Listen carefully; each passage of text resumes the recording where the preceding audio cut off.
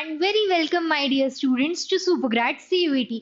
मैं हूं पल्लवी मैम और आज के वीडियो में बच्चे मैं आपसे बहुत बहुत ज्यादा इम्पोर्टेंट और आपके बहुत काम की बात करने वाली हूं।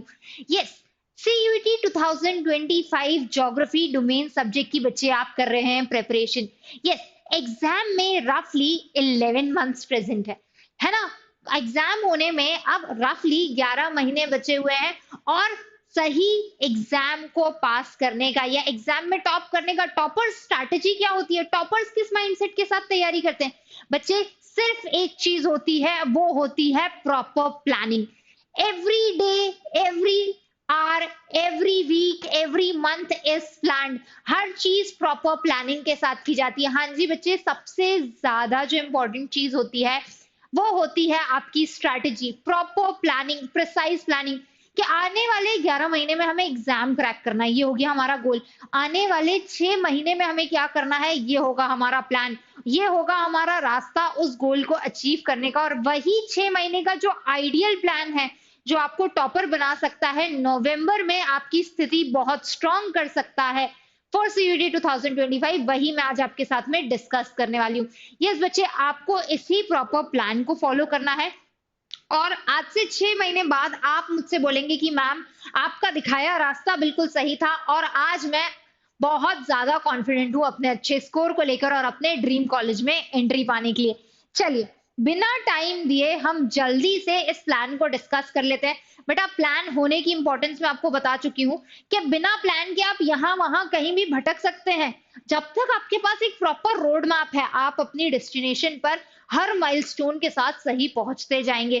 तो इस प्लान में सबसे पहली चीज क्या है, the first and the most important thing, 6 महीने का प्लान है बेटा, जून से लेकर नवंबर तक का 6 स्टेप्स है और ये 6 स्टेप्स आपको कॉन्जिक्यूटिवली साथ साथ में फॉलो करनी है। सबसे पहले जून के फर्स्ट वीक में ही इसको पूरा कर देना है। कब पूरा कर देना है? जून फर्स्ट वीक में ये काम हो जाना चाहिए। तो आपको सिलेबस जो है उसको बहुत अच्छे से समझ लेना है बेटा। इसके लिए सिलेबस और एग्जाम पैटर्न की ओवरव्यू वीडियो मैं ऑलरेडी अपलोड कर चुकी हूँ, वहां से आप हेल्प ले सकते हैं। आपको करना क्या है, एनटीए ने जो ऑफिशियल सीयूईटी का सिलेबस आपके सब्जेक्ट के लिए, ज्योग्राफी डोमेन सब्जेक्ट की बात हो रही है, आपका जो ऑफिशियल सिलेबस एनटीए ने रिलीज किया है उस सिलेबस को देखो, समझो, इसका प्रिंट आउट निकाल के अपने स्टडी टेबल में सामने चिपका लो। जब भी पढ़ाई कर रहे हो, इधर उधर की बहुत सारी किताबें इकट्ठी नहीं करनी है, जो सिलेबस में लिखा हुआ है, human geography, nature and scope अगर क्लियरली सिलेबस में मेंशन किया हुआ है तो उसे ही पढ़ना है। उसके अलावा बहुत सारी इधर उधर की चीजों पे ध्यान भटकाना नहीं है। There are a lot of distractions, आपको वो एक्सेस डिस्ट्रैक्शंस को कट ऑफ करना है और अपने सिलेबस पे फोकस करना है। सबसे पहला स्टेप, आपके फर्स्ट वीक ऑफ जून में आपको सिलेबस रट जाना चाहिए। सबसे पहले सिलेबस रट जाना चाहिए, सिलेबस के हिसाब से ही पढ़ाई करनी है। आपके स्टडी टेबल पे आपका सिलेबस चिपका हुआ होना चाहिए। अगला क्या करेंगे, जो सिलेबस के टॉपिक्स हैं उनको कहां से पढ़ना है। आप जैसे ही सिलेबस का ओवरव्यू समझोगे, सिलेबस को याद कर लोगे, वैसे ही आपको पता चल जाएगा कि एक भी टॉपिक एनसीईआरटी के बाहर का नहीं है। आपको सिर्फ अपनी एनसीईआरटी टेक्स्ट बुक को पढ़ने पर फोकस करना है। एनसीईआरटी टेक्स्ट बुक को पढ़ने पर फोकस करना है। अगले 6 महीने में आपको एटलीस्ट 2 रीडिंग्स, ठीक है, एटलीस्ट हर एक चैप्टर की 2 रीडिंग्स आपको कंप्लीट कर लेनी है। हर एक चैप्टर की एटलीस्ट 2 बार। जैसे आपने चैप्टर नंबर 1 पढ़ा, आज आप पढ़ने बैठे हो, आपने पढ़ लिया चैप्टर नंबर 1, हार्डली सबसे ज्यादा भी चैप्टर होगा 25 पेज का होगा, वरना 10 पेजेस के अंदर एक चैप्टर है। बहुत अच्छे से आप जानते हो कि ज्योग्राफी का हर एक चैप्टर मुश्किल से मुश्किल 10 पेज का है। एक दिन में आप 10 पेज का चैप्टर रीड कर सकते हो, प्लस वहीं पर आपको बुक में मार्जिन्स पे आप शॉर्ट नोट्स लिख सकते हो, प्लस बुक को वहीं पर हाईलाइट कर सकते हो, अंडरलाइन कर सकते हो, ताकि सेकेंड टाइम जब आप आओ ना तो वो बुक आपको फेमिलियर लगे और आप जो इंपॉर्टेंट चीजें हैं उनको पढ़ लो। तो एनसीईआरटी रीडिंग कैसे करनी है बच्चे, 2 रीडिंग करनी है कम से कम, फिर वहीं पे मार्जिन्स पे शॉर्ट नोट्स लिख लेने हैं, हाईलाइट कर लेना है, अंडरलाइन कर लेना है, ताकि वो आपकी बुक से आप वहीं के वहीं रिवाइज कर सको। कुछ एक्स्ट्रा कंटेंट मिलता है वहां पर ऐड करना है, स्टिकी नोट लगा लो, बाहर फिलहाल में मत जाओ। आई बात समझ में? 2 बुक्स हैं, 10 चैप्टर्स यहाँ से पढ़ना है, 12 चैप्टर्स यहाँ से पढ़ना है, उनको बहुत अच्छे से प्रिपेयर कर लेंगे। इनमें भी किसका वेटेज ज्यादा है, किस पे ज्यादा फोकस देना है, उसके लिए बच्चे एक सेपरेट वीडियो में आपको डिटेल एक्सप्लेनेशन दे चुकी हूँ। डिस्क्रिप्शन बॉक्स में आपको उसकी लिंक मिल जाएगी, उसे जाकर जरूर देख लीजिएगा, ठीक है। चलो अगली स्टेप क्या आ जाती है, प्रीवियस ईयर क्वेश्चन। अब जो आपको अंडरलाइनिंग करनी है, जो आपको हाईलाइटिंग करनी है, कैसे पता चलेगा कि काम का क्या है, तो वो पता चलेगा प्रीवियस ईयर क्वेश्चंस देखकर। आपने एक चैप्टर पढ़ लिया, उसके बाद अगर आप कॉन्फिडेंट हो, उसके प्रीवियस ईयर क्वेश्चन सॉल्व करके देख लो। सबसे पहले सॉल्व करके देखना है previous year questions. Previous year themes की एक लिस्ट बना लो, लिस्ट ऑफ थीम्स बना लो, कहां से चीजें आ रही हैं, थीम्स आपको मालूम होंगी। क्वेश्चन एग्जैक्ट मैं नहीं पूछ रही हूँ, जैसे which one of the following is not a feature of small scale industry, cottage industry, मतलब क्लासिफिकेशन ऑफ इंडस्ट्रीज पे क्वेश्चन पूछे जा रहे हैं। ये हो गई थीम, चैप्टर में से भी इंडस्ट्रियल क्लासिफिकेशन जो हो जा रहा है वो थीम हो जा रही है बेटा, उसके अराउंड क्वेश्चंस पूछे जा रहे हैं। वो थीम को अच्छे से प्रिपेयर कर लो। जब ये थीम्स की लिस्ट बन जाती है, अगला पार्ट आपको क्या करना है, अपने खुद के नोट्स बना लेना है, ठीक है। जब एक चैप्टर पढ़ लिया, सिलेबस आपको समझ में आ गया, एक चैप्टर पढ़ लिया, बुक में अंडरलाइनिंग हाईलाइटिंग हो गई है, उसके पीवाईक्यू सॉल्व कर लिया, अब आपको एग्जैक्टली मालूम है कि आपको पढ़ना क्या है। तब फिर चौथा स्टेप होता है बेटा नोट्स बनाना।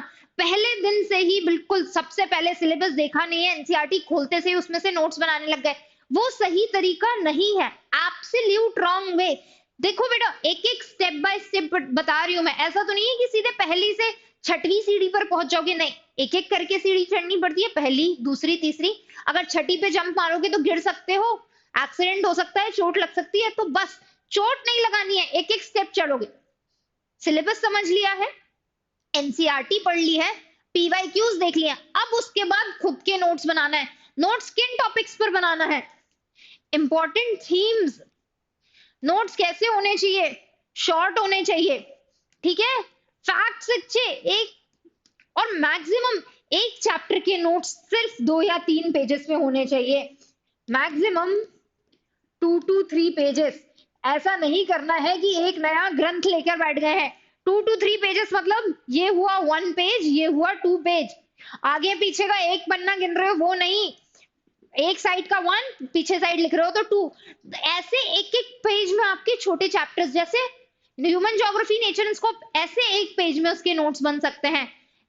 ह्यूमन डेवलपमेंट इस तरह के आगे पीछे एक पेज में उसके नोट्स बन सकते हैं। एट द एंड आपके पास जो नोट्स होंगे ना बेटा, उन्हीं को पढ़ने के लिए आप क्या कर सकते हो, कितने बार पढ़ सकते हो वो नोट्स को, 20-22 अगर चैप्टर्स हैं तो इन टोटल आपके पास होंगे 40 to 50 पेजेस के नोट्स। सारे चैप्टर्स के भी कितने नोट्स हो जाएंगे, 50 pages in total, nothing more than 50 pages. 2 to 3 page का अगर नोट्स बना रहे हो, 50 पेजेस में आपका पूरा क्लास 12th का सिलेबस समराइज हो जाएगा, और उसको सोचो रिवाइज करना कितना आसान होगा।